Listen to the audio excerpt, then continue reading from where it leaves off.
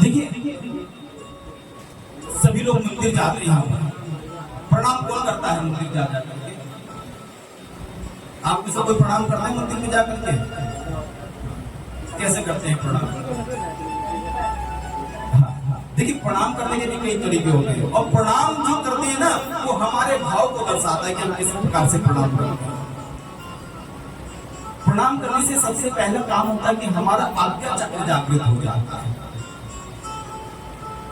आज्ञा चक्र जागृत होता है तो हमारा जो भाव है वो भगवान की तरफ स्वतः चला जाता है। लेकिन हम प्रणाम तब करेंगे जब हमारे मन में भाव होगा, भगवान के प्रति हमारा प्रेम होगा।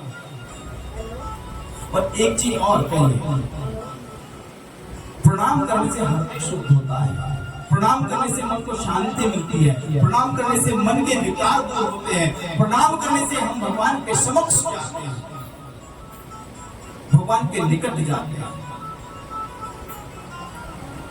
और सबसे बड़ी बात, भगवान के मंदिर में जाकर के जिस हम प्रणाम करने से, उनको नमस्कार करने से, उनका अभिवादन करने से हमारी नकारात्मक ऊर्जा दूर होती है और सकारात्मक ऊर्जाएं उत्पन्न हो जाती है।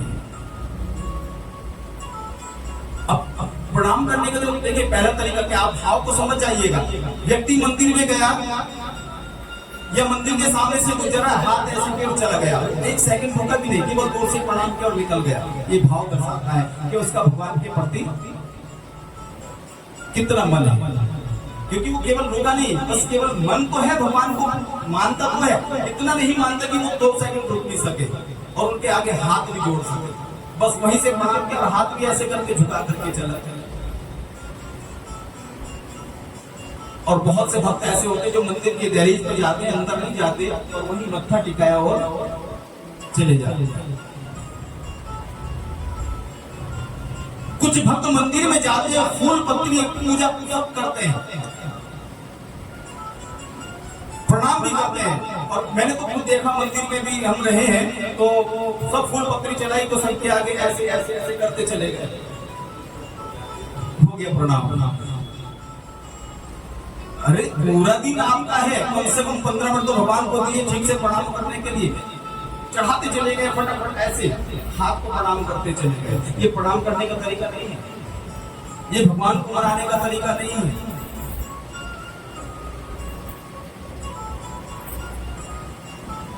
भगवान को प्रणाम करने का जो तरीका है कि आप मंदिर में जाते हैं, घुटने टेक करके, मस्तक झुका करके जो हम प्रणाम करते हैं वो हमारे भाव को दर्शाता है, भगवान के प्रति हमारे प्रेम को दर्शाता है। ये हमारे भगवान के प्रति भाव है। और उससे भी बड़ा भाव क्या है कि मंदिर में जाइए और दंडवत सीधे लेट जाइए, ये होता है समर्पण। हमारा भगवान के प्रति पूर्ण समर्पण है। लेकिन पूर्ण समर्पण तभी होगा, मैंने बोल दिया ऐसे नहीं कल से जाके लेट जाओ मंदिर में, मन के अंदर भाव होना चाहिए। ये पंडित जी ने कहा था कि अगर सीधे लेट जाओगे दंडवत होकर के तो भगवान को पूर्ण समर्पण, समर्पण मन से भी होता है, केवल कहने के लेटने से नहीं होता। मंदिर में जाए, भाव से जाए, प्रणाम करें और दंडवत होकर के प्रणाम करें। जितना भगवान के सामने दंडवत होकर के प्रणाम करेंगे उतना ही हमें सुख शांति, हमारे नकारात्मक ऊर्जा दूर होगी और हमारे पिता प्रसन्न होंगे। हमारे जो पितर हैं कि हमारे वंश में ऐसे पैदा हुए हैं जो भगवान के समक्ष, यदि गलत काम करेंगे तो पितर भी दुख होंगे कि हमारे घर पे ये हुए जो ऐसे गलत काम कर रहे हैं। तो पितर भी प्रसन्न होते हैं हमारे शुभ कर्मों को देख करके, हमारे शुद्ध कर्मों को देख करके। तो भाव अच्छे होंगे तो पितृ और देव दोनों ही प्रसन्न होंगे। बोलिए राधे राधे।